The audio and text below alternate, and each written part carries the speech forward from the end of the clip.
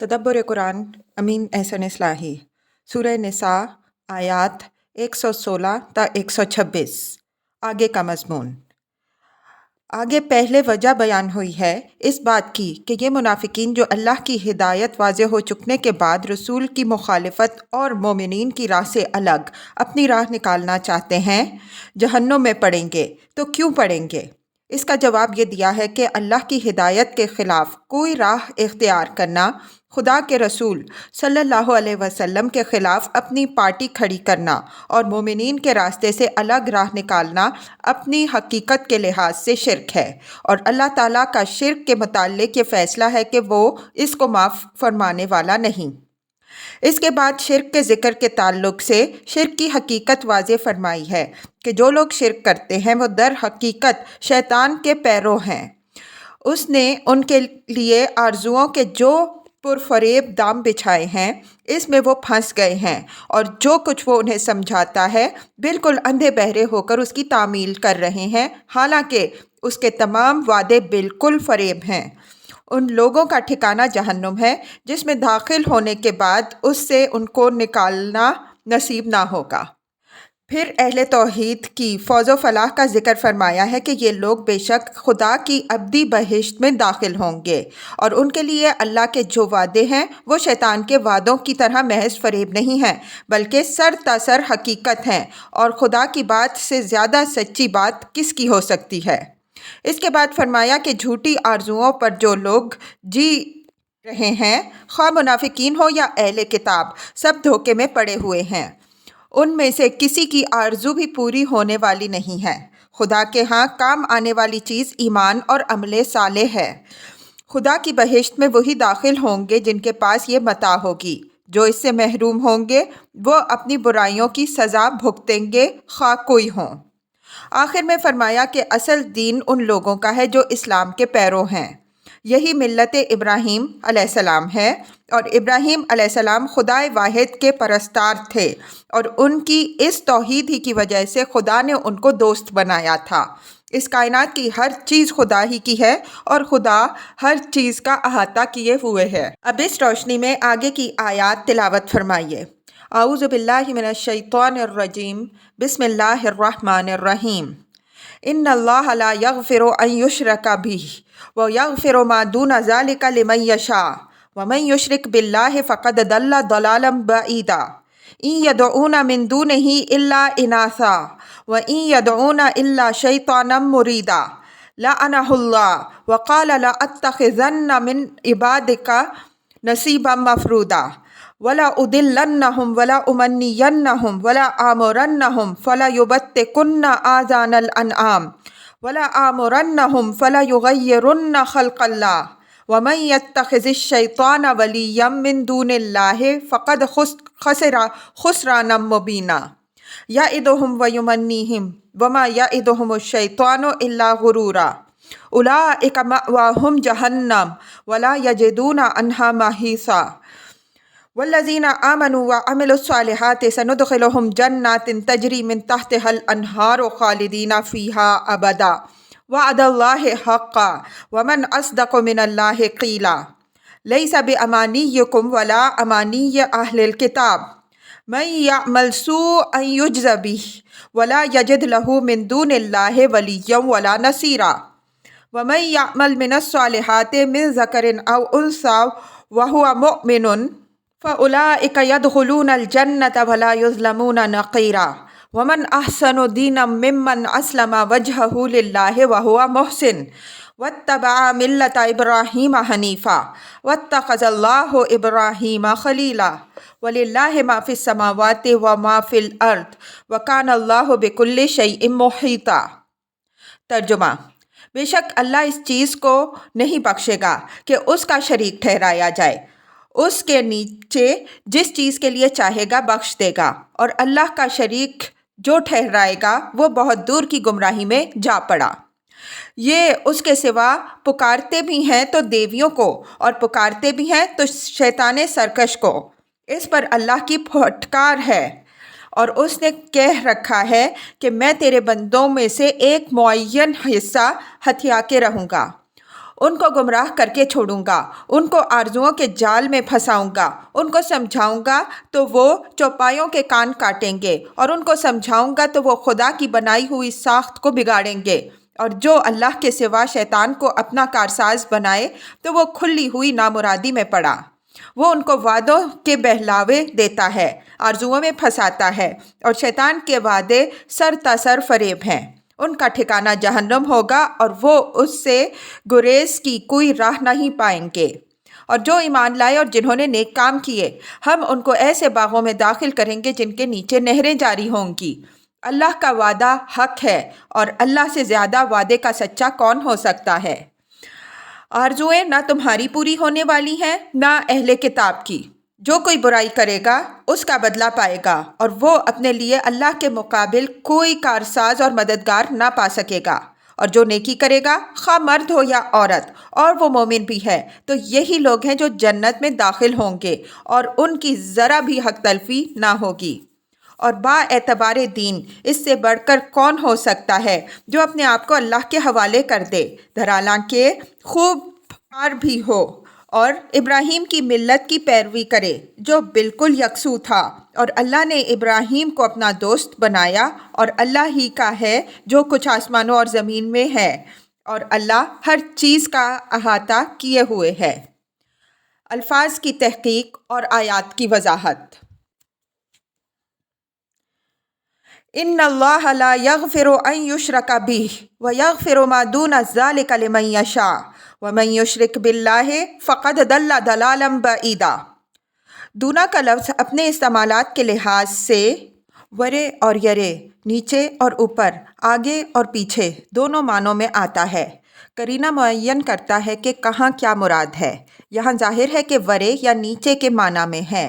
جس طرح تمام خیر کا منبع توحید ہے، یعنی خدا کی ذات، صفات اور اس کے حقوق میں کسی کو ساجھی نہ ٹھہرانا، اسی طرح تمام شرکاء کا منبع شرک ہے، یعنی خدا کی ذات، صفات اور اس کے حقوق میں کسی کو شریک ٹھہرانا۔ توحید پر قائم رہتے ہوئے انسان اگر کوئی ٹھوکر کھاتا ہے تو وہ غلبہ نفس و جذبات سے اتفاقی ہوتی ہے۔ یہ نہیں ہوتا کہ وہ اپنی غلطی ہی کو اوڑھنا پچھونا بنا لے۔ اس وجہ سے وہ گرنے کے بعد لازماً اٹھتا ہے۔ برعکس اس کے شرک کے ساتھ اگر کسی سے کوئی نیکی ہوتی ہے تو وہ اتفاقی ہوتی ہے، جس کا اصل منبع خیر یعنی خدا سے کوئی تعلق نہیں ہوتا۔ اس وجہ سے وہ بے بنیاد ہوتی ہے۔ مشرک خدا سے کٹ جانے کی وجہ سے لازماً اپنی باغ نفس اور شیطان کے ہاتھ میں دے دیتا ہے۔ اس وجہ سے وہ درجہ بدرجہ صراط مستقیم سے اتنا دور ہو جاتا ہے کہ اس کے لیے خدا کی طرف لوٹنے کا کوئی امکان ہی باقی نہیں رہ جاتا تاکہ وہ شرک سے توبہ کرے۔ اس وجہ سے خدا کے ہاں شرک کی معافی نہیں ہے، البتہ توحید کے ساتھ اگر کسی سے گناہ ہو جائیں تو اللہ تعالیٰ جس کے لیے چاہے گا معاف کر دے گا۔ اوپر ہم نے اشارہ کیا ہے کہ یہاں یہ شرک کا ذکر ان منافقین کے تعلق سے ہوا ہے جو رسول کی ہدایت الہی کی اور طریقہ اہل ایمان کی مخالفت کر رہے تھے۔ خدا کی شریعت اور اس کے قانون کے ہوتے ہوئے کسی اور کے قانون و شریعت کی پیروی کی جائے تو اس کے معنی یہ ہوئے کہ جو حق خدا کا ہے اس میں دوسرے کو شریک کر دیا گیا ہے۔ رسول اللہ کی شریعت لاتا ہے، خود اللہ کی شریعت ہے، اور اہل ایمان کا طریقہ اسی شریعت پر قائم ہے۔ اب جو لوگ اس سے الگ کوئی راہ نکالنے کے درپے ہیں، وہ راہ اللہ کی نہیں ہے بلکہ شیطان کی ہے، اور اس پر چلنے والے شیطان اور طاغوت کے پیروں ہیں، اور یہ چیز اسی طرح شرک ہے جس طرح تحاکم الی الطاغوت شرک ہے، جس کا ذکر پیچھے گزر چکا ہے۔ وَيَغْفِرُ مَا دُونَ ذَلِكَ لِمَن يَشَاءُ میں لمن یشاء کی قید بھی قابل غور ہے۔ ایمان کے ساتھ جو گناہ صادر ہو جاتے ہیں ان کی معافی کے ذکر کے ساتھ اللہ تعالیٰ نے لمن یشاء جس کے لیے چاہے گا کی قید لگائی ہے، جو نہایت اہمیت رکھنے والی قید ہے۔ ہم اس کتاب میں بار بار ذکر کر چکے ہیں کہ قرآن سے یہ بات بالکل غیر مشتبہ طور پر ثابت ہے کہ خدا کی کوئی مشیت بھی اس کی حکمت سے الگ نہیں ہے۔ اس وجہ سے یہ معافی انہی کو حاصل ہوگی جو اس کے عدل و حکمت کے تحت اس کے سزاوار ٹھہریں گے۔ اس قید نے اس معاملے میں بے جا جسارت کے تمام دروازے بند کر دیے ہیں۔ اللہ تعالیٰ نے اپنی اس مشیت کے لیے جو قاعدے ضابطے رکھے ہیں وہ اس نے خود قرآن میں بیان فرما دیے ہیں۔ إِن يَدْعُونَ مِن دُونِهِ إِلَّا إِنَاثًا وَإِن يَدْعُونَ إِلَّا شَيْطَانًا مُرِيدًا لَعَنَهُ اللَّهُ وَقَالَ لَأَتَّخِذَنَّ مِنْ عِبَادِكَ نَصِيبًا مَفْرُوضًا وَلَأُضِلَّنَّهُمْ وَلَأُمَنِّيَنَّهُمْ وَلَآمُرَنَّهُمْ فَلَيُبَتِّكُنَّ آذَانَ الْأَنْعَامِ وَلَآمُرَنَّهُمْ فَلَيُغَيِّرُنَّ خَلْقَ اللَّهِ وَمَن يَتَّخِذِ الشَّيْطَانَ وَلِيًّا مِّن دُونِ اللَّهِ فَقَدْ خَسِرَ خُسْرَانًا مُّبِينًا يَعِدُهُمْ وَيُمَنِّيهِمْ وَمَا يَعِدُهُمُ الشَّيْطَانُ إِلَّا غُرُورًا أُولَٰئِكَ مَأْوَاهُمْ جَهَنَّمُ وَلَا يَجِدُونَ عَنْهَا مَحِيصًا۔ این یدعونا یہاں پکارنے سے مراد وہ پکارنا ہے جو دعا، فریاد، استغاثہ، استعانت، استرحام وغیرہ کے قصد سے اس معنی میں ہو جس معنی میں معبود کو پکارا جاتا ہے۔ انثیٰ کی جمع ہے۔ انثیٰ لغوی مفہوم میں تو نرم اور نازک اور ڈھیلی ڈھالی چیز کے لیے استعمال ہوتا ہے، لیکن معروف استعمال اس کا عورت کے لیے ہے۔ یہاں چونکہ مشرکین کے دیویوں دیوتاؤں کے ذکر کے سیاق میں ہے، اس وجہ سے اس سے مراد دیویاں ہیں۔ یہ بات یاد رکھنی چاہیے کہ مشرکین کی دیومالا میں خواہ وہ کسی قوم و ملک کے مشرکین ہوں، دیویوں کو سب سے زیادہ اہمیت حاصل رہی ہے۔ چین، ہندوستان، عرب، مصر اور بابل وغیرہ کے مشرکانہ مذاہب کی جو تاریخ موجود ہے اس پر ایک سرسری نظر ڈال کر اس کی تصدیق کی جا سکتی ہے۔ یہ بات بھی خاص طور پر ملحوظ رکھنے کی ہے کہ زندگی کی جو اصل ضرورتیں ہیں وہ بیشتر انہی دیویوں سے متعلق سمجھی جاتی رہی ہیں۔ عرب جاہلیت میں بھی خدائی کے نظام پر بیشتر دیویوں ہی کا قبضہ تھا۔ لات، منات، عزا وغیرہ دیویوں ہی کے نام ہیں۔ یہ جیسا کہ سورہ نجم کی تفسیر میں واضح ہوگا، فرشتوں کے بت تھے جن کے متعلق مشرکین کا عقیدہ تھا کہ یہ خدا کی لاڈلی اور چہیتی بیٹیاں ہیں جن کی بات خدا نہیں ٹالتا، اس وجہ سے ان کے واسطے سے جو کچھ مانگا جائے اگر یہ راضی ہوں تو وہ مل کے رہتا ہے۔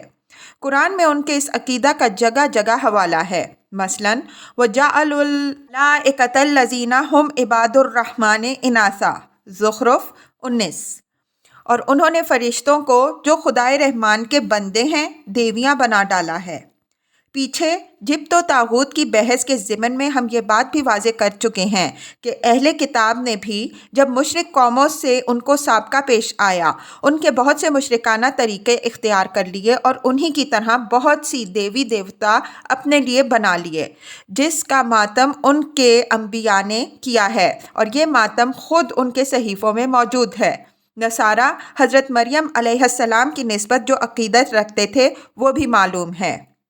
وَإِن يَدْعُونَ إِلَّا شَيْطَانًا مُرِيدًا، شیطان کے پکارنے کا ذکر اصل مرشد شرک کی حیثیت سے ہے، اس لیے کہ وہی ہے جس نے آدم علیہ السلام کو سجدہ کرنے کے معاملے میں خدا کے حکم کی روح در روح نافرمانی کی، اور جب خدا نے اس کے اس تمرد و سرکشی پر اس کو لعنت کی تو اس نے دھمکی دی کہ میں تیرے بندوں کو مختلف طریقوں سے توحید سے ہٹا کر شرک میں مبتلا کروں گا۔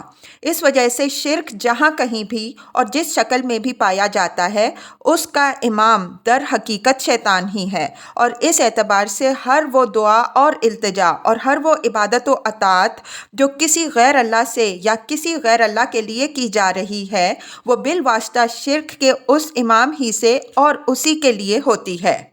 لعنہ اللہ صفت بھی ہو سکتا ہے، اس لیے کہ جس وقت شیطان نے اللہ کے بندوں کو شرک میں مبتلا کرنے کی دھمکی دی تھی اسی وقت اللہ تعالیٰ نے جیسا کہ قرآن میں مذکور ہے اس پر لعنت کر دی تھی، اس وجہ سے وہ اس صفت کا دائمی موصوف ہے، لیکن میں نے اس کو جملہ معترضہ کے مفہوم میں لیا ہے اور اسی اعتبار سے اس کا ترجمہ کیا ہے۔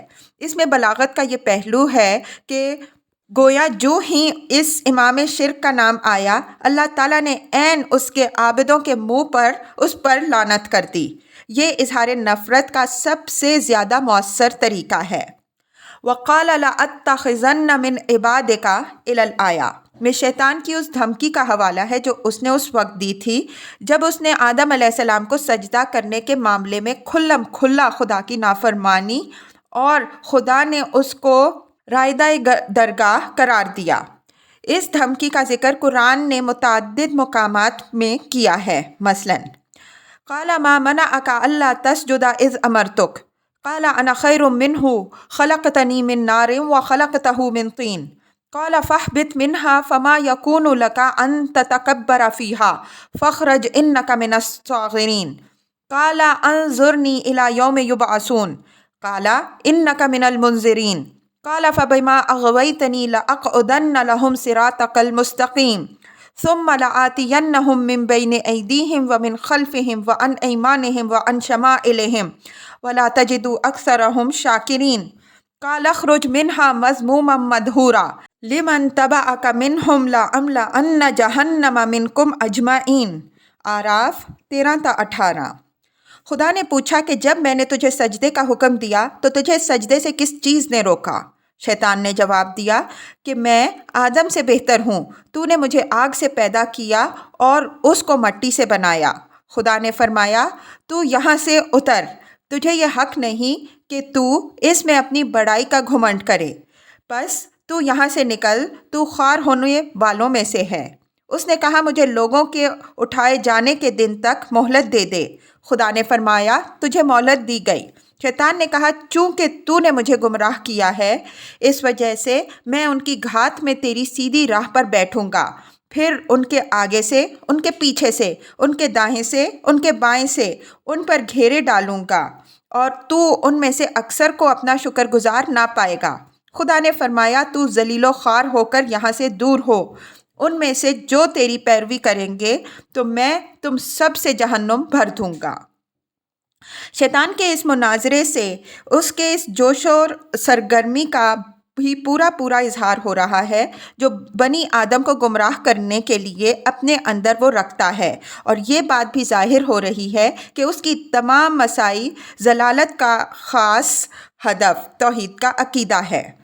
چنانچہ اس نے یہ جو کہا کہ میں تیری سیدھی راہ پر ان کی گھات میں بیٹھوں گا، تو یہ سیدھی راہ وہی توحید کی راہ ہے جس کو قرآن نے صراط مستقیم سے تعبیر کیا ہے، اور یہ جو اس نے کہا کہ تو ان میں سے اکثر کو اپنا شکر گزار نہ پائے گا، تو یہ بھی اس بات کی تعبیر ہے کہ میں ان کو شرک میں مبتلا کر دوں گا اور یہ تیری حمد کے بجائے دوسروں کی حمد کے ترانے گائیں گے۔ وَلَا أُمَنِّيَنَّهُمْ میں ان کو جھوٹی آرزوؤں میں پھنساؤں گا۔ میں اس طرح کی جھوٹی آرزوؤں کی طرف اشارہ ہے جن میں بالعموم مشرک قومیں مبتلا ہو جاتی ہیں، مثلاً عربوں کا یہ عقیدہ کہ وہ جن دیویوں اور دیوتاؤں کو پوجتے ہیں وہ خدا سے ان کے لیے سفارش کرتے ہیں، انہی کی سفارش سے ان کو دنیا کی نعمتیں بھی ملتی ہیں، اور اگر آخرت کوئی چیز ہے تو انہی کی سفارش سے آخرت میں بھی وہ جنت کے حقدار ٹھہریں گے۔ اس طرح یہود اس وہم میں مبتلا ہو گئے تھے کہ وہ ابراہیم علیہ السلام خلیل اللہ اور خدا کے برگزیدہ بندوں کی اولاد ہیں، اور اس وجہ سے وہ خدا کے بیٹوں اور محبوبوں کی حیثیت رکھتے ہیں اور جنت کے پشتینی حقدار ہیں۔ ان کے اعمال کچھ ہوں، دوزخ کی آگ اول تو ان کو چھوئے گی ہی نہیں، اور اگر چھوئے گی تو محض عارضی طور پر۔ ان کی ان باطل آرزوؤں پر ہم بقرہ کی آیت 80 اور 111 کے تحت بحث کر چکے ہیں۔ علی ھذا القیاس نصارہ کا یہ عقیدہ کہ خدا نے اپنے بیٹے کو ان کے تمام گناہوں کا کفارہ بنا دیا ہے، اب وہ عمل و اطاعت کی تمام ذمہ داریوں سے سبکدوش ہیں۔ فَلَا يَبْتِكُنَّ آذَانَ الْأَنْعَامِ بطخہ کے معنی کاٹنے، چیرنے اور پھاڑنے کے ہیں۔ مشرک قوموں میں یہ مشترک روایت رہی ہے کہ وہ خاص جانوروں کو ان کے کان چیر کر اپنے فرضی معبودوں کے نام پر بطور نذر چھوڑ دیتی رہی ہیں۔ یہ کان چیرنا اس مقصد کے لیے ہوتا تھا کہ دوسرے ان کو نذر سمجھ کر ان سے تعرض نہ کریں۔ فَلَا يُغَيِّرُنَّ خَلْقَ اللَّهِ پس وہ اللہ کی بنائی ہوئی ساخت کو بدلیں گے۔ اللہ کی بنائی ہوئی ساخت کو بدلنے سے اصلاً مراد اس فطرت اللہ کو بدلنا ہے جس پر اللہ تعالیٰ نے تمام خلائق کو پیدا کیا ہے، مثلاً توحید دین فطرت ہے، لیکن شیطان اور اس کے ایجنٹوں نے اس کو شرک سے مسخ کیا۔ سورہ روم میں شرک کی تردید کرتے ہوئے ارشاد ہوا ہے فَأَقِمْ وَجْهَكَ لِلدِّينِ حَنِيفًا فِطْرَتَ اللَّهِ الَّتِي فَطَرَ النَّاسَ عَلَيْهَا لَا تَبْدِيلَ لِخَلْقِ اللَّهِ ذَلِكَ الدِّينُ الْقَيِّمُ وَلَكِنَّ أَكْثَرَ النَّاسِ لَا يَعْلَمُونَ منیبین الیہ واتقوہ وَأَقِیمُوا الصَّلَاةَ وَلَا تَکُونُوا مِنَ الْمُشْرِکِینَ۔ روم 30-31۔ پس تم یکسو ہو کر اپنا رخ دین حنیفی کی طرف کر لو، یہی اللہ کی بنائی ہوئی فطرت ہے جس پر اس نے لوگوں کو پیدا کیا ہے۔ اللہ کی بنائی ہوئی ساخت کو بدلنا جائز نہیں، یہی سیدھا فطری دین ہے، لیکن اکثر لوگ جانتے نہیں۔ اسی کی طرف توجہ کرتے ہوئے اور اسی سے ڈرو اور نماز قائم کرو اور مشرکین میں سے نہ بنو۔ اس آیت میں توحید کو دین فطرت اور دین قیم سے تعبیر فرمایا ہے، اور اس کی دلیل یہ دی ہے کہ اسی پر اس نے لوگوں کو پیدا کیا ہے۔ پھر فرمایا کہ اللہ کی بنائی ہوئی فطرت اور ساخت کو بدلنا جائز نہیں۔ ہمارے نزدیک زیر بحث ٹکڑے میں بھی یہی مراد ہے۔ ضمناً اس کے تحت وہ ساری چیزیں آ جائیں گی جو فطرت اللہ کی تبدیلی کے حکم میں ہیں، مثلاً عورتوں کا مرد بننا یا مردوں کا عورت بننا، یا عورتوں اور مردوں کو ناقابل اولاد بنانا، اور اس قبیل کی دوسری خرافات۔ وَلَا آمُرَنَّهُمْ میں شیطان کے جس امر کا ذکر ہے اس کے متعلق یہ بات یاد رکھنی چاہیے کہ عربی میں امر کا لفظ حکم دینے، مشورہ دینے اور سجھانے سب معنوں میں آتا ہے۔ شیطان ان تمام طریقوں سے توحید کی راہ مارتا ہے۔ وہ اپنے القائے شیطانی سے دلوں میں وسوسے بھی ڈالتا ہے، اور جنوں اور انسانوں میں سے جو لوگ اس کے ایجنٹ بن جاتے ہیں ان کے واسطے سے مشورے بھی دیتا ہے، اور اگر اس کے ایجنٹ زور آور اور با اقتدار ہوتے ہیں تو ان کے ہاتھوں قانون بھی بنواتا ہے اور اس قانون کو نافذ بھی کرواتا ہے۔ اجزاء کی تشریح کے بعد اب ان آیات کے نظام اور ان کے مفہوم پر بحیثیت مجموعی بھی ایک نظر ڈال لیجئے۔ اوپر کی آیت میں شرک کے ناقابل مغفرت جرم ہونے کا ذکر ہوا، تو لگے ہاتھوں شرک کے بودے پن اور اس کے حسب نسب کا بھی ذکر فرما دیا تاکہ اس کا مکروہ چہرہ اچھی طرح بے نقاب ہو جائے۔ بودے پن کا ذکر دو پہلوؤں سے ہے۔ ایک تو یہ کہ شرک کا یہ سارا کارخانہ دیویوں کے بلبوتے پر قائم ہے۔ اول تو یہی پرلے سرے کی حماقت ہے کہ خدائے واحد کے سوا کسی اور کا سہارا انسان ڈھونڈے۔ پھر حماقت در حماقت یہ ہے کہ سہارا بھی فرضی عورتوں کا، جن کی بے بسی اور ناتوانی خود ضرب المثل ہے۔ دوسرا یہ کہ اس کی تمام تر بنیاد شیطان کی پیدا کی ہوئی جھوٹی آرزوؤں اور اس کے پرفریب وعدوں پر ہے، اور شیطان کے سارے وعدے بالکل بے حقیقت ہیں۔ جب حقیقت کھلے گی تو نظر آئے گا کہ نہ ابراہیم علیہ السلام کا حسب و نسب کچھ نافع ہے، اور نہ لات و منات اور ان کی شفاعت کا کوئی وجود ہے، بلکہ سارا معاملہ ایمان و عمل صالح پر منحصر ہے۔ جس کے پاس یہ متاع نہیں ہے ان کے لیے صرف جہنم ہے، جس سے فرار کی کوئی راہ نہیں ہے۔ اس کے حسب و نسب کا بیان اس طرح فرمایا کہ اس کا موجد اور امام ابلیس لعین ہے، جس نے جوش حسد میں پہلے ہی روز یہ دھمکی دی تھی کہ میں تیرے بندوں میں سے اپنا حصہ تباہ کر رہوں گا، میں ان کو گمراہ کروں گا، ان کو طرح طرح کی جھوٹی آرزوؤں میں مبتلا کروں گا۔ وہ میرے حکم سے بتوں کو نذرانے پیش کریں گے اور میرے القاء سے فطرت اللہ کو مسخ کریں گے۔ فرمایا کہ جو لوگ اس شیطان لعین اور متمرد کو اپنا مرجع اور کارساز بنائیں گے، ان سے زیادہ بدبخت اور نامراد کون ہو سکتا ہے۔ فرمایا کہ شیطان ان کو وعدوں کے سرسبز باغ دکھا رہا ہے اور آرزوؤں کے جال ان کے آگے بچھا رہا ہے، حالانکہ شیطان کے سارے وعدے محض فریب ہیں۔ نہ شفاعت ان کے کام آنی ہے، نہ بزرگوں سے نسبت۔ ان کا ٹھکانہ جہنم ہے، جس سے کوئی مفر نہ ہوگا۔ والذین آمنوا وعملوا الصالحات سندخلهم جنات تجری من تحتها الانہار خالدین فیہا ابدا وعد اللہ حقا ومن اصدق من اللہ قیلا لیس بامانیکم ولا امانی اہل الکتاب من یعمل سوءا یجز بہ ولا یجد لہ من دون اللہ ولیا ولا نصیرا وَمَن يَعْمَلْ مِنَ الصَّالِحَاتِ مِن ذَكَرٍ أَوْ أُنثَىٰ وَهُوَ مُؤْمِنٌ فَأُولَٰئِكَ يَدْخُلُونَ الْجَنَّةَ وَلَا يُظْلَمُونَ نَقِيرًا۔ یعنی شیطان کے وعدے اور اس کی پیدا کی ہوئی آرزوئیں تو محض جھوٹ اور فریب ہیں، البتہ اللہ کا وعدہ یہ ہے کہ جو ایمان اور عمل صالح کی راہ اختیار کریں گے ان کو وہ جنت میں داخل کرے گا، اور یہ وعدہ بالکل حق ہے، اس لیے کہ یہ اللہ کا وعدہ ہے اور اس کے وعدے سے زیادہ سچا وعدہ کس کا ہو سکتا ہے۔ پھر فرمایا کہ نجات سے متعلق یہ جھوٹی آرزوئیں خواہ تمہاری ہوں، اشارہ منافقین کی طرف ہے، یا اہل کتاب کی، ان میں سے کوئی بھی پوری ہونے والی نہیں ہے۔ جو بھی برائی کرے گا وہ اپنے کیے کی سزا بھگتے گا، اور خدا کے سوا اس کا کارساز و مددگار کوئی نہ بن سکے گا۔ اسی طرح جو عمل صالح کرے گا، خواہ مرد ہو یا عورت، اگر وہ مومن ہے تو یہ لوگ جنت میں داخل ہوں گے اور ذرا بھی ان کے اجر میں کوئی کمی نہ ہوگی۔ منافقین اور اہل کتاب دونوں کی آرزوؤں کا ایک ساتھ ذکر کر کے قرآن نے یہ واضح کر دیا ہے کہ شرک، شفاعت اور خاندانی برگزیدگی کے بل پر جنت کے خواب دیکھنے والے سب ایک ہی جنت حمقاء کے بسنے والے اور ایک ہی دام فریب کے گرفتار ہیں، اور ان سب کی نامرادی ایک ہی طرح کی ہے۔ آخرت کی بازی ان لوگوں کی ہے جو ایمان اور عمل صالح کی راہ اختیار کیے ہوئے ہیں۔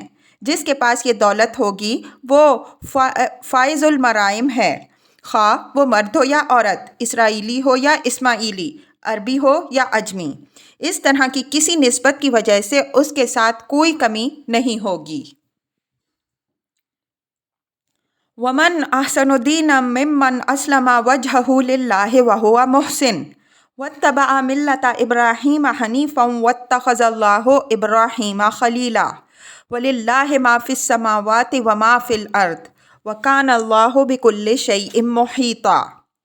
اب یہ اس ہدی اللہ اور سبیل المؤمنین کی سند اور اس کا درجہ و مرتبہ واضح فرمایا ہے، جس کی مخالفت کو شرک قرار دیا ہے اور جس سے یہ اوپر والی بحث پیدا ہوئی تھی۔ مطلب یہ ہے کہ اس کی مخالفت اور اس سے انحراف کا کیا معنی؟ آخر اس کے دین سے بڑھ کر کس کا دین ہو سکتا ہے جو اپنے آپ کو یک قلم اللہ کے سپرد کر دے اور ساتھ ساتھ وہ محسن بھی ہو، یعنی اپنے رب کے ہر حکم کی تعمیل اس طرح کرے جس طرح اس کے کرنے کا حق ہے۔ یہی ملت ابراہیم علیہ السلام ہے۔ جس نے یہ راہ اختیار کی اس نے ملت ابراہیم علیہ السلام کی پیروی کی، اور ابراہیم علیہ السلام کی ذات تو وہ ہے جن کو خدا نے اپنا دوست بنایا ہے، تو ان کی ملت سے بڑھ کر کس کی ملت ہو سکتی ہے؟ آخر میں اسلم وجہہ للہ کی علت واضح فرما دی کہ آسمانوں اور زمین میں جو کچھ ہے سب اللہ واحد ہی کا ہے، اور وہ ہر چیز کا احاطہ بھی کیے ہوئے ہے، تو اس کے سوا حقدار بھی کون ہے کہ اپنے آپ کو اس کے حوالے کر دیا جائے۔ یہ بات یاد رکھنے کی ہے کہ حضرت ابراہیم علیہ السلام کے خلیل اللہ ہونے کا ذکر تورات میں بھی بار بار ہوا ہے، اور یہ چیز من جملہ ان چیزوں کے ہے جن کے سبب سے بنی اسرائیل اس آرزوئے باطل میں مبتلا ہوئے کہ چونکہ وہ اللہ کے دوست کے خاندان سے ہیں، اس وجہ سے ان کی حیثیت ابناء اللہ اور احباء اللہ کی ہے، اور جب ان کی حیثیت یہ ہے تو دوزخ کی آگ کی کیا مجال ہے کہ وہ ان کو چھوئے۔ اس وہم کی تردید کے لیے یہاں یہ بھی واضح فرمایا کہ ابراہیم علیہ السلام کو اللہ نے اپنا جو دوست بنایا تو اس وجہ سے بنایا کہ انہوں نے ہر طرف سے کٹ کر اور بالکل یکسو ہو کر اپنے آپ کو بالکلیہ اپنے رب کے حوالے کر دیا۔ ان کی ملت اسلام اور توحید کی ملت ہے، اور وہ اس ملت توحید کے امام ہیں۔ اس وجہ سے دین حق ان کا دین ہے جو اس امام توحید کی ملت کے پیروں ہیں، نہ کہ ان کا جو امام شرک ابلیس کے پیروں ہیں۔